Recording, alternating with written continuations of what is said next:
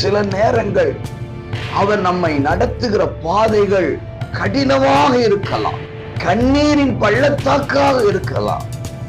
ஆனா அதுதான் அவருடைய சித்தம் என்று நாம் விட்டு கொடுப்போமேயானால் முடிவு மகிமையாக இருக்கும்.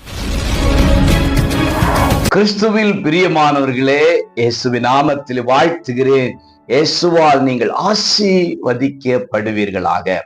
எபேசியர் 5:17 நீங்கள் மதியற்றவர்களாயிராமல் கர்த்தருடைய சித்தம் இன்னதென்று உணர்ந்து கொள்ளுங்கள்.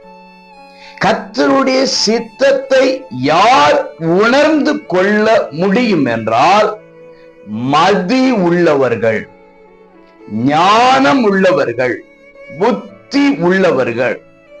அப்போ மதி அற்றவர்கள் அவருடைய சித்தம் இன்னது என்கிறதை உணர முடியாதா? இன்றைக்கு அன்றாட வாழ்க்கையிலே காலை எழுந்த உடனே ஒரு ஜெபத்தை நாம் செய்ய வேண்டும்.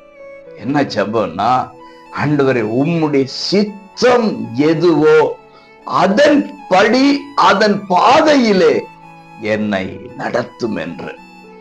தேவ சித்தம் இதுதான் என்கிற அறிவை எனக்கு தாரும், உணர்வை எனக்கு தாரும், என்னோடு வேதத்தின் மூலம் பேசும் என்று சொல்லி தேவ சித்தத்தை உணர்ந்து கொள்ள வேண்டும். இன்றைய பாடுகளை நினைக்காதீங்க, எதிர்கால மகிமை நினைத்து பாருங்க. ஆகவே உம் சித்தம் என் வாழ்க்கையில் நடக்கட்டும் ஆண்டவரே என்று விட்டு கொடுப்போம். உணர்கிற இருதயத்தை பெற்றுக் கொள்வோம், நடப்போம், ஆசீர்வதிக்கப்படுவோம். God bless you.